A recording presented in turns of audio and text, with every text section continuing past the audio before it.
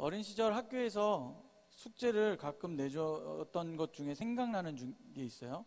혹시 여러분들도 초등 때나 중고등학교 때 이런 숙제가 있었는지 모르겠지만 혹시 가훈이 뭔지 알아오라는 걸 숙제로 받아본 적이 있습니까? 집 가훈이 뭔가요? 라고. 네, 그래요? 요즘도 하나요? 요즘도 해요? 민서가 요즘도 했어? 중고등학교 때? 안 했어? 이제 갓 20살 된 친구들은 안 해봤나 봐요. 예, 근데 예전에는 가훈을 조사해서 발표하라고, 그러니까 써오라고 그렇게 얘기했습니다. 그래서 저희 집 가훈, 제가 어렸을 때 저희 집 가훈은 참되고 바르게 뭐 이런 거였어요. 주로 있던 것들이죠. 혹시 여러분들 가정에 가훈이 좀 특이하다라는 사람 있습니까? 뭐 물어보면 크게 얘기해 주면 좋은데 혹시 있으세요? 뭐 가훈이 돈만 벌어라 뭐 이런 건 아니겠죠? 네. 여러 가지 가훈들이 있을 거예요. 그런데 주로 기억나는 것이 뭐 지금 제가 얘기했듯이 참되고 바르게, 뭐 정직하자, 착하게 살자, 뭐 지혜롭게 살자, 뭐 어떻게 살자라는 것들이 참 많았던 것 같습니다.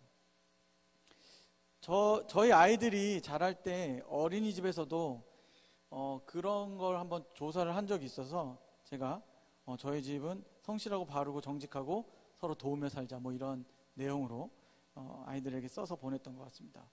그런데 여러분, 오늘 말씀은 바로 우리에게 주시는, 가훈과는 비교할 수 없을 수 있겠지만 우리에게 주시는 새 계명에 대한 말씀입니다. 무엇이에요? 오늘 우리가 읽은 새 계명이 뭐예요?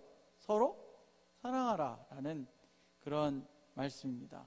우리 31절 32절 여러분의 목소리로 다시 한번 읽어보겠습니다. 그가 나간 후에 예수께서 이르시되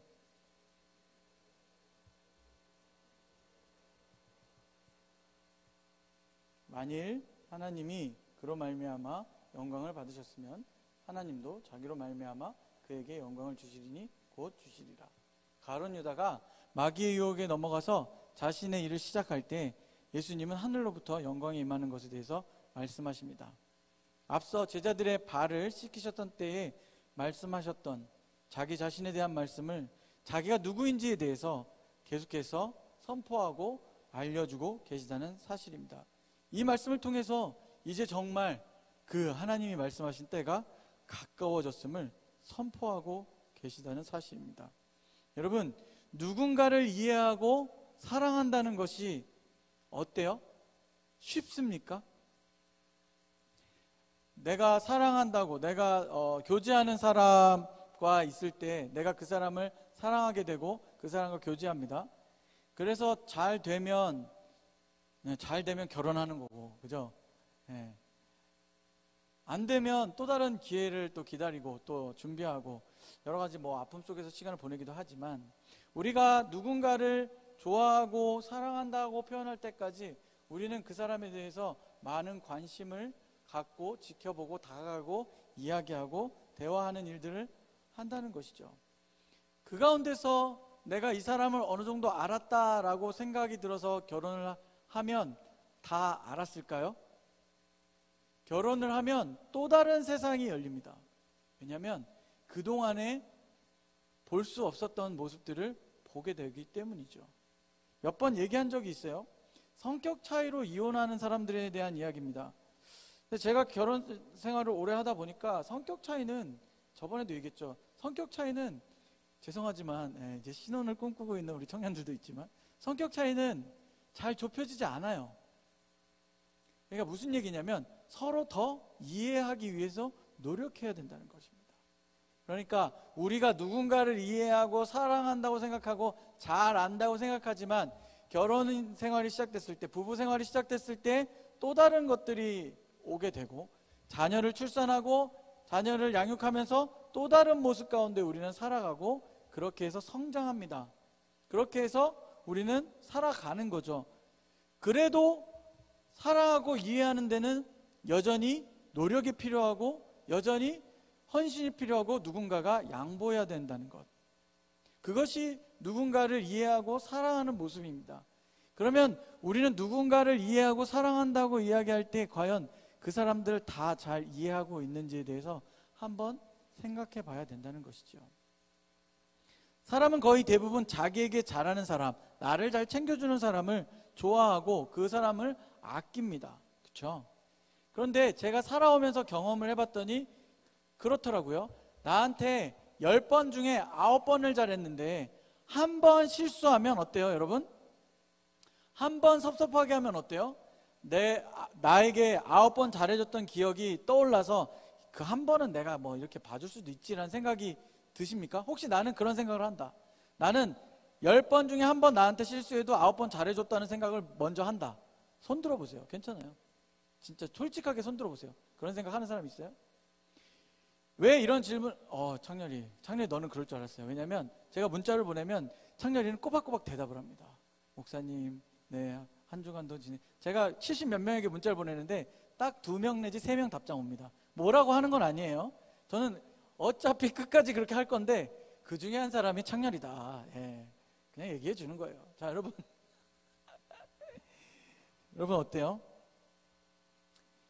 이 10번 중에 한 번 실수한 게 사람의 마음을 굉장히 서운하게 만들어요. 신기하죠? 물론 그 한 번이 나를 맘먹고 속이기 위해서 나를 작정하고 나를 속이고 사기치려고 한 9번의 잘함이라면 사실 그 한 번은 굉장히 큰 데미지가 있죠. 상처가 있어요. 당연해요. 그런데 여러분 보세요. 생각해보면 누군가가 나에게 상처를 줄 때 그게 그닥 큰 일이 아닐 경우들이 굉장히 많다는 거죠. 상대방의 입장에서는 당연히 어쩌면 그렇게 말할 수도 있는 것들에 대해서 우리는 그 한 번이 너무 서운하다고 느낍니다. 그러니 그 앞에 9번은 다 사라져버려요. 없었던 일처럼 생각하는 거예요. 저는 그래서 그 9번을 생각하려고 노력하면서 삽니다.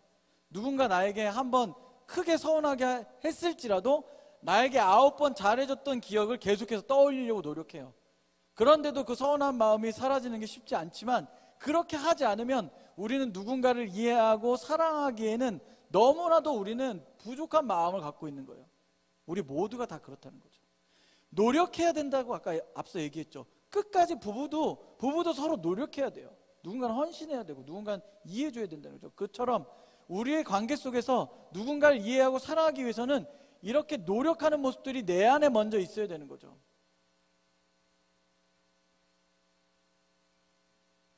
그런 우리에게 이렇게 또 말씀하십니다. 33절 읽습니다. 작은 자들아 내가 아직 잠시 너희와 함께 있겠노라. 너희가 나를 찾을 것이나 일찍이 내가 유대인들에게 너희는 내가 가는 곳에 올 수 없다고 말한 것과 같이 지금 너희에게도 이르노라. 아멘.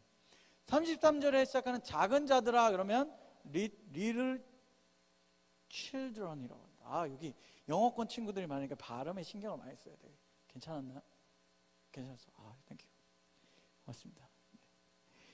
그러니까 성경에서 이야기하는 것은 무엇이냐면 단순히 작은 어린아이들이라는 표현이 아니라 그와 같이 아직 성숙하지 못한 신앙으로 예수님과 동행하고 있지만 아직 거기까지 자라가지 못한 자들의 표현으로 이렇게 표현한다는 거죠. 그들이 계속해서 예수님과 동행함으로 자라가고 있는 중이었어요. 그러니까 그들의 신앙이 믿음이 더욱더 완성되어져 가고 있었던 때에 예수님은 아직 너희들은 작은 어린 아이들과 같다라고 표현하시는 거예요. 근데 그것이 오늘 우리에게는 어떻습니까? 여러분, 내가 신앙생활을 10년, 20년, 30년 했다고 해서 내가 몸이 커서 성인이 된 것처럼 믿음이 자동적으로 커지는 게 아니라는 거죠. 우리는 여전히 믿음 가운데, 신앙 가운데 있다고 하지만 내 믿음이 어린아이와 같은 믿음에서 머물러 있을 수 있다는 거죠. 성경에서 이야기하는 어린아이의 긍정적인 것은 하나님의 말씀을 듣고 그대로 행하는 것입니다. 스마트폰에 믿음이 없죠. 네, 앞을 보세요. 어린아이와 같은 믿음, 그것은 긍정적으로 봤을 때 하나님의 말씀을 다른 것으로 해석하지 않고 다른 것으로 오해하지 않고 하나님의 말씀하신 그 진리를 그대로 받아들이는 아주 순수한 어린아이 같은 믿음도 이야기하지만 어린아이와 같은 믿음, 다시 말해 자라지 못하는 믿음도 여전히 우리 가운데 있다는 것이죠. 그런 제자들에게도 그런 어린아이와 같은 모습인 제자들에게 말씀하신다는 거죠. 믿음을 갖고 성장하기 위해서 예수님은 계속해서 말씀하십니다. 아직 그 하나님이 계신 곳, 천국에 대해서 말씀하실지라도 너희들이 이해할 수 없지만 아직 너희들이 그곳에 올 때가 되지 않았고 이제 나의 때가 다 되어가니 나의 때를 통해서 너희들이 알게 될 것을 말씀하고 계시다는 사실입니다. 그런데 오늘 우리가 읽은 이 말씀, 오늘 우리가 이 바라보고 있는 이 말씀 중에 가장 중요한 핵심 말씀이 바로 34절입니다. 34절과 35절을 읽도록 하겠습니다. 시작. 새 계명을 너희에게 주노니 서로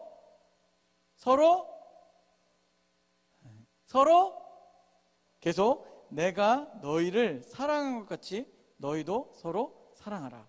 너희가 서로 사랑하면 이로써 모든 사람이 너희가 내 제자인 줄 알리라. 새로운 계명을 주십니다. 여러분, 앞에 구약시대의 계명이 몇 개죠? 라는 유치한 질문 좀 해보겠습니다. 앞에 계명이 몇 개죠? 대답 안 하는 거야? 앞에 계명이 몇 개예요?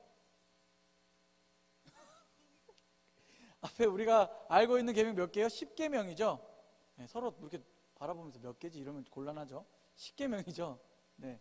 그런데 앞에 계명을 이어서 새로운 계명을 주신대요. 그러니까 완전히 새로운 계명이죠. 예수님이 이 땅 가운데 계시면서 새 계명을 주노니 서로 사랑하라. 자, 서로 사랑하라. 여기서 마쳤으면, 여기서 끝났으면, 아 그래, 내가 더 다가가면 되겠지, 내가 더 아껴주면 되겠지, 내가 더 품어주면 되겠지라고 생각할 수 있는데, 예수님께서는 거기서 끝을 낸 게 아니라 그 뒤에 어떻게 서로 사랑하라고 말씀하셨냐면 내가 너희를 사랑한 것 같이 라고 이야기했습니다. 예수님이 우리를 어떻게 사랑하셨습니까? 오늘 우리가 읽은 말 앞에 지난주에 오셨던 분들, 자, 우리가 지난주에 무엇에 대해서 말씀을 나눴죠? 네? 지난주에 말씀을 나눴죠? 네. 무슨 말씀을 나눴죠? 제자들의 발을 씻기는 것에 대해서 나눴습니다. 자, 제자들의 발을 씻길 때 뭐라고요? 예수님이 대충 물만 뿌리고 이렇게 한두 번 비비고 자, 깨끗해졌다라고 이야기했습니까? 아니요. 그럼 어떻게 대답했어요? 아, 나 약간 정신 나간 것 같아. 약간 지금 혼자서. 뭐예요? 구석구석 예수님이 그 발을 씻기셨던 것처럼, 그들의 죄악을 구석구석 씻기셨던 것처럼, 그리고 끝까지 인내하시고 참아주신 것처럼, 끝까지 안아주시고 기회를 주신 것처럼 예수님은 우리를 그렇게 사랑하셨다는 거죠. 그렇게 사랑하신다는 거죠. 그러니 여기서 말하는 서로 사랑하라는 대충 어느 정도까지 네가 마음을 열고 다가가다가 에이 마음을 안 여네 하고 포기하라는 것이 아닙니다. 어디까지 열심히 노력해보고 거기까지 했으면 됐어, 너 할 건 다 한 거야 라는 게 아니에요. 예수님이 우리를 사랑한 것 같이 우리도 그렇게 끝까지 사랑하기 위해서 수고하고 애쓰고 노력해야 된다는 것입니다. 그래서 제가 여러분들이 질문을 던지고 대답하기를 기다리고 반응하기를 기다리는데 아무런 반응을 보이지 않아도 저는 포기하지 않는 거죠. 보통 사람이었으면 이쯤이면 포기할 것 같아요. 네. 그러나 저는 포기하지 않는 거죠. 계속해서 두드리는 거죠. 여러분의 마음을 두드리는 거죠. 네. 예수님이 오늘 서로 사랑하라고 말씀하신 것은 바로 끝까지 포기하지 않고 예수 그리스도의 사랑으로 품어내라 라고 말씀하고 계신 것입니다. 그래도 적어도 옆에 앉은 사람은 친한 사람들이니까 한마디씩 해볼까요? 뭐라고 할까요? 여러분의 사랑의 마음을 한번 표현해 보십시오. 내가 적어도 옆에 앉아있으면, 여기는 좀 이제 멀리 앉았으니까 가까이 앉아있으면 그래도 관계가 좀 괜찮은 거잖아요. 칭찬 한마디씩 합시다. 또 사랑이란 표현 쓰니까 어색하니까. 자, 옆에 있는 사람을 보고 칭찬 한마디 합시다. 시작.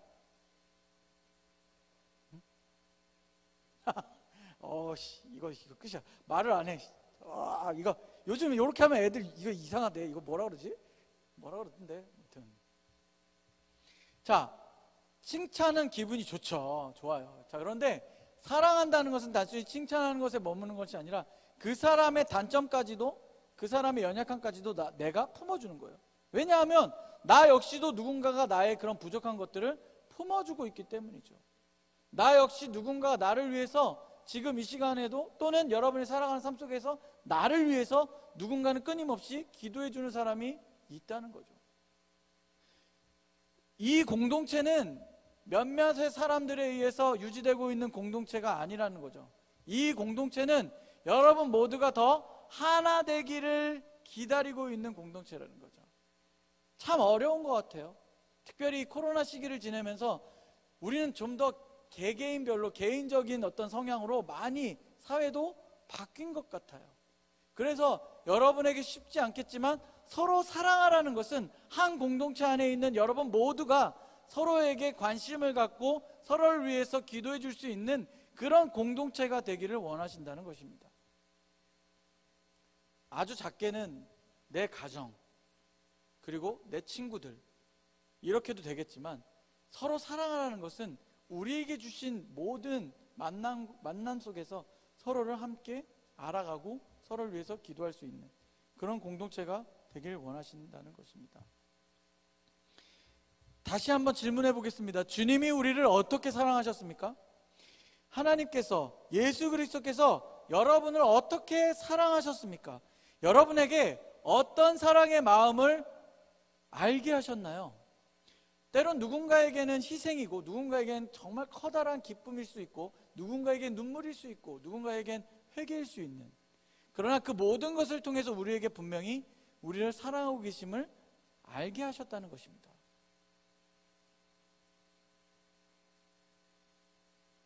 서로 사랑하라라는 이 계명은 우리에게 쉬운 것이 아닙니다. 그래서 새 계명을 너희에게 준다라고 말씀하셨습니다. 너희들 되면 지켜볼래라고 말씀하신 것이 아니라 새 계명을 너희에게 주노니 서로 사랑하라. 그 뒤에 내가 너희를 사랑한 것 같이. 그런데 또 예수님이 그 뒤에 뭐라고 말씀하셨어요? 오늘의 마지막 구절에 너희들이 그렇게 사랑하기로 힘쓰는 삶을 살아가면 너희가 내 제자인 줄 알게 될 거야 라고 이야기합니다. 다시 말해서 오늘 우리가 서로 사랑하라는 이 하나의 계명을 지키기 위해서 나의 삶 속에서 노력하고 수고하고 애쓰면 믿지 않는 누군가가, 아니 믿음이 연약한 누군가가 나의 모습을 보고, 내가 그렇게 살아가기로 작정하고 나아가는 모습을 보고, 아 정말 예수님이 살아계신 분이시구나, 정말 죄를 보면 예수 그리스도가 정말 너무나 위대하신 분이구나라는 것을 깨닫게 하신다는 거죠. 그분이 진리라는 것을 우리의 삶을 통해서 증거할 수 있게 된다는 것입니다. 여전히 우리의 삶 속에서 참 많은 목회자들의 이야기들이 나오죠. 여러분, 참 세상은 언제 한번 걸려라 라는 생각으로 기다리고 있습니다. 사건이 터질 때마다. 그리고 사건이 터질 때마다 목사라는 타이틀, 전도사라는 타이틀이 나오기 시작하면 역시라는 말로 시작해서 온갖 욕을 다 갖다 붙입니다. 유심히 보니까 때로는 뭐 천주교에서, 때로는 불교에서도 그런 일들이 많이 터지는데, 유독 기독교 안에서 우리가 크리스찬으로 살아가는 사람들에게 세상은 더 크게 반응하고 당연하게 반응합니다. 교회가 그렇지 뭐, 예수 믿는 사람들이 그렇지 뭐 라는 것을 우리의 삶을 통해서 뒤바꿔 놔야 된다는 것이에요. 그것이 정말 예수 그리스도의 사랑이, 예수 그리스도를 믿는 자들의 모습이 아니라는 것을 우리가 삶으로 나타내야 된다는 것입니다. 쉽지 않을 거예요. 여러분의 직장에서, 때로는 여러분 믿지 않는 가정 속에서 예수 그리스도를 믿고 내가 그 믿음을 지키기 위해서 수고하고 노력하면서 살아가는 사람들이 있다면, 여러분 그분들을 위해서 우리가 좀 더 기도해 줘야 됩니다. 쉽지 않거든요. 회사에서 내가 교회 다니는 것 때문에 핍박을 받을 수도 있거든요. 실제 코로나 기간 동안에 회사에서 교회를 못 나가게 한다는 이야기를 전 참 많이 들었습니다. 마치 교회가 코로나를 전파하는 근원지처럼 사람들이 생각했기 때문이죠. 물론 이단들의 어떤 집단에서부터 시작된 발병된 잘못된 예들이 있었지만, 그런 모든 것들이 우리가 신앙생활하는 모든 공동체에 영향을 끼치고 있다는 사실입니다. 그러니 우리는 미비한 것 같으나 연약한 것 같으나 우리의 모습을 통해서 그 예수 그리스도의 복음을, 그 예수 그리스도의 말씀을 실천하기 위해서 노력한다면 작아 보이지만 누군가는 여러분들을 통해서 분명히 깨닫게 된다는 거죠. 여러분, 우리 한번 따라서 이렇게 고백했으면 좋겠습니다. 딱 한 번만 큰 목소리로 따라서 고백해 주시면 감사하겠습니다. 나는 예수 그리스도의 복음의 통로다. 네, 아멘. 네. 여러분, 우리는 예수 그리스도의 복음의 통로가 되어야 된다는 사실입니다. 그런데 그것의 기준이 되는 것은 바로 오늘 읽은 말씀처럼 서로 사랑하라. 내가 너희를 사랑한 것 같이 사랑하라 라고 주님은 우리에게 말씀하신다는 사실입니다. 우리가 서로 그렇게 사랑하며 살아가는 삶이 되길 바랍니다. 여러분을 통해서 그 계명이 계속되어지고 또 지켜져 나가기를 기도하며 기대합니다. 예수님께서 우리를 사랑하셨듯이 우리도 서로 사랑하며 살아가는 삶이 되기를 예수님의 이름으로 축원합니다. 아멘. 우리 함께 찬양하겠습니다. 우리 찬양하고 기도할 텐데요, 오늘 우리가 부를 찬양은 기대라는 찬양입니다. 우리 찬양 때, 우리 예배 찬양 때 많이 부르는데, 우리 하나된 마음을 하나될 마음을 기대합니다. 그리고 우리의 모습은 다 달라도 우리가 바라보는 예수님 한 분만으로 만족하고 그렇게 실천하며 살아가는 우리의 삶이 되길 원합니다. 그런 마음으로요, 우리 함께 기대 찬양 부르며 나가겠습니다. 주 안에 우린 하나, 모습은 달라도 예수님 한 분만 바라네. 사랑과 선행으로 서로를 격려해 따스함으로 보듬어가리. 주님 우리 안에 함께 하시니 형제자매의 기쁨과 슬픔 느끼네. 내 안에 있는 주님 모습 보네. 그분 기뻐하시네.